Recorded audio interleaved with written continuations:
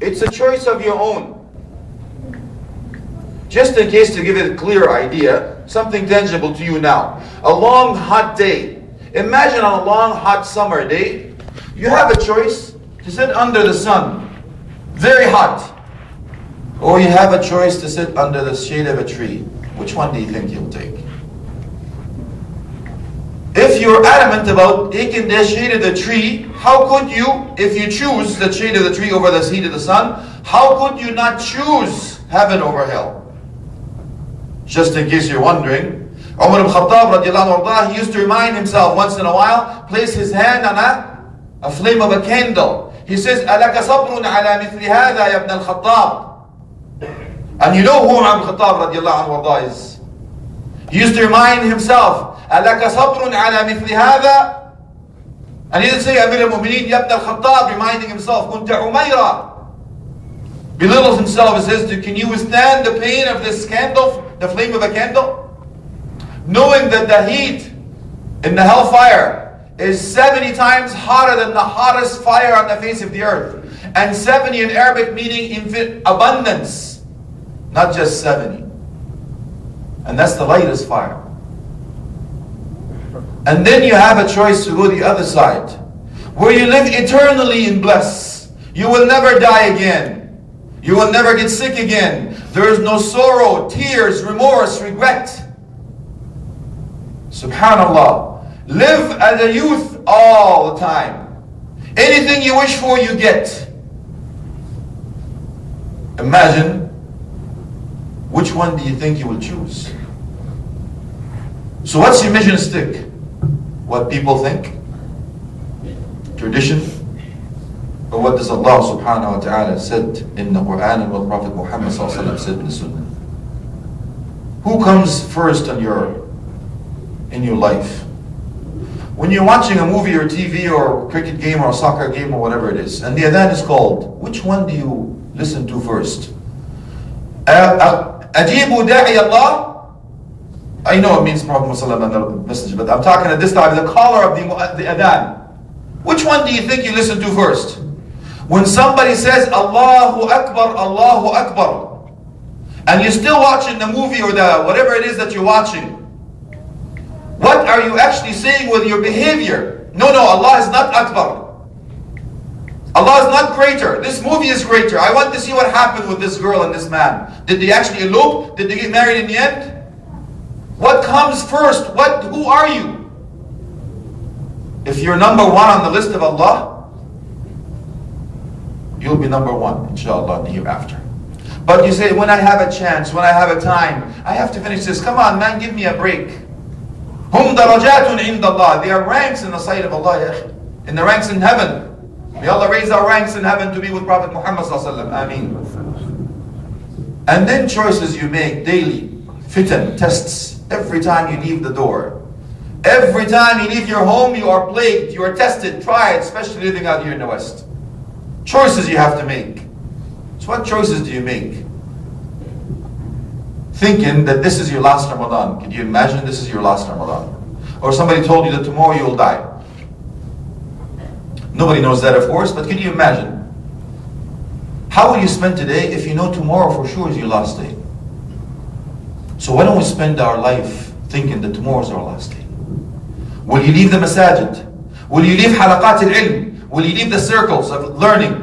Will you leave lectures? Will you leave the righteous company and the righteous environment?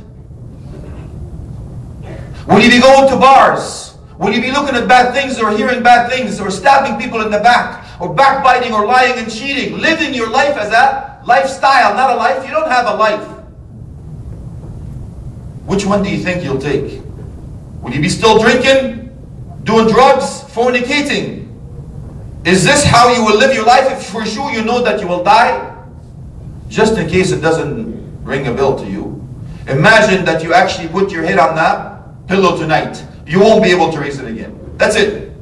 Imagine that you can't even leave the masjid. You can't even leave it. You'll die right here. Imagine this is the last blink of an eye or last pulse of your heart, last breath you take. Bring back. I want to come back, Ya Rab. I see it now. I see. وَجَاءَتْ سَكْرَةُ الْمَوْتِ بِالْحَقِّ. that death has come, the truth, the anguish, the truth. What is the truth? Al-haq annaka tamut. The truth that you will die. The truth that the doctor will not be able to help you. The truth that you will see the angels. The truth that the soul will leave your body. The truth that you will stand in front of Allah. The truth that you will be asked in front of Allah. The truth if you don't have the answer for the questions, you're going to the hellfire. The truth that you will be alone in your grave. The truth that your money will not be able to help you. The truth is your posse will not be able to help you. You're all alone standing in front of Allah on Judgment Day. No translator. أين فلان ابن فلان هلم للعرض على الجبار. Where is so and so? Stand in front of Allah. Answer questions. The truth is, do you have the answer for the questions? Do you even know what the questions are? Have you lived according to Quran and Sunnah?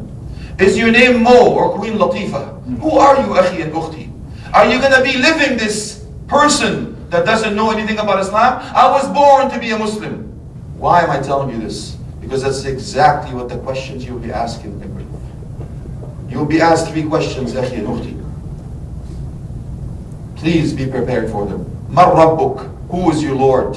Ma Dinuk? What is your religion? ماذا تقول في الرجل الذي بعث فيكم? What do you say in the man that was sent upon you? So if you lived according to what Allah subhanahu wa ta'ala told you to do, you know who Allah is, Tawheed al-Rububiyyah wal-Uluhiyyah wal-Asma' wal-Sifat. If you know who Allah subhanahu wa ta'ala is, you will say, Rabbi Allah, solid, no hesitation. You will not see lights coming down in your grave and say, can I call a friend? Is this my final answer? The second one, Ma Dinu, who are you? What is your way of life? What do you have on your walls? Who you listen to? Who you trying to imitate? What do you dress like, eat like, walk like, talk like? Who are you? If Prophet Muhammad ﷺ comes back now, will he know that you're a Muslim? Yes, my deen is Islam. I am proud. I live, walk, talk by Islam. 3. Prophet Muhammad ﷺ. What would you give to see him in a vision? Just a dream. How much would you give to be with him in Jannah? You don't see him in a dream because you don't think about it. Let me give you a measuring stick. Don't drink for a day. As a matter of fact, if you don't drink for a long time and eat salty food, at night time you will be actually thinking that you're drinking water. Subconscious. So how much are you thinking about Prophet Muhammad ﷺ or love him or follow his way? Questions, answers. Do you have it? Do you live accordingly? Do you think you will get these answers quickly? No. Allah subhanahu wa ta'ala put a question and answer the question and give you a statement to tell you who will be able to answer the questions. Not just in the grave, in front of Allah. There are other 4 questions. I don't have enough time to go through them. There are 4 questions you'll be answering in front of Allah. That's your homework. Find out what the Quran says. Find out what the Sunnah says, what these questions are. Imagine these questions are not the one that come with a report card. It says F or a P. These questions, it's either you're gonna move another level in the school. You think you're going to get a job, you graduate, you can go to university now? Is this a report card you'll get? No. You will either say, Ha qra'u kitabiyya. We just talked about it this morning, subhanallah. Haqqa. Here, read my book. What's the reward? Kulu washrabu hani'an bima aslaftum fil ayyam al-khaliya. Ya salam. Eat and drink, eternal blessing bima aslaftum, what you've done. But will you be able to answer this question? What is the answer?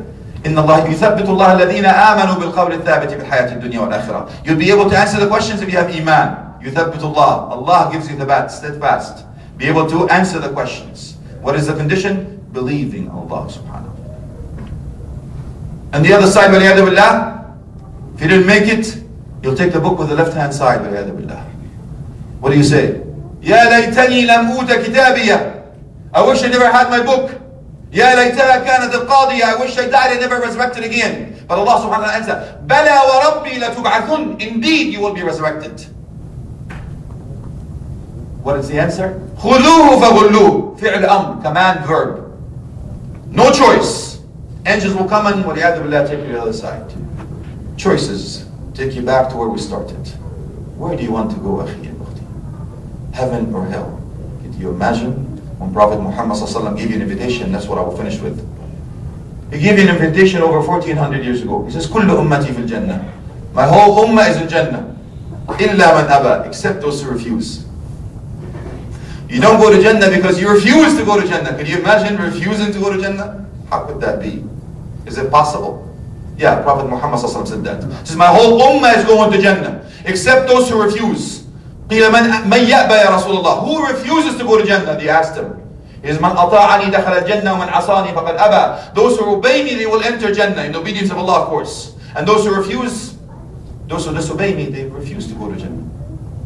So we ask Allah subhanahu wa ta'ala to keep us away from the hellfire and enter Jannah, inshaAllah. And we ask Allah subhanahu wa ta'ala to have mercy on the sister, Sheikh Abdullah Adrees, Hafidahullah, says all their children went to school with Sheikh Abdullah Adrees. And that is sufficient of testimony. The glad tiding and the good news is, the sister is Islam. So what are you waiting for? Before you leave this room, your intention is, tub to Allah. Oh Allah, grant this tawbah, a nasih, a sincere tawbah, that will never go back to these sins again. Ameen. The sister, inshallah, is going to Medaville Cemetery. So who's the closest person to her? Come, akhi. The sunnah is to say to the brother, لله ما أخذ وله ما أعطى وكل شيء عنده بأجل مسمى فلتصبر واحتسب. Come here. You see, the beauty of Islam is we're here for everyone. We're here for each other. So we hug and embrace the brother. We say, لله ما أخذ. Allah, what He takes. Allah, He grants. And everything is a decreed matter, so nothing will change. The day that she was going to die, it was written before she was even created, so nothing will change. فَلْتَصْبِرْ, be patient, تَحْتَسِبْ أَجْرًا مِنَ اللَّهِ. Seek the reward from Allah. And we tell you, if the sister owes anything, to anyone, please come and claim it from him. Otherwise, forgive the sister. So we ask Allah subhanahu wa ta'ala to forgive the sister. Have patience on that, on her family, inshallah. We ask Allah subhanahu wa ta'ala أن يخلفها دارا خيرا من دارها وأهلا خيرا من أهلها ويثبتها عند السؤال. Oh Allah, grant her home better than her home. Grant her a family better than her family. Give her a grave that is a part of heaven, not a part of hell. Give her steadfast to be answered the question. Ameen wa akhir da'wam. Alhamdulillah Rabbil Alameen wa sallam ala alihi wa sahbihi wa tabi'in. Assalamu alaikum wa rahmatullahi wa barakatuh.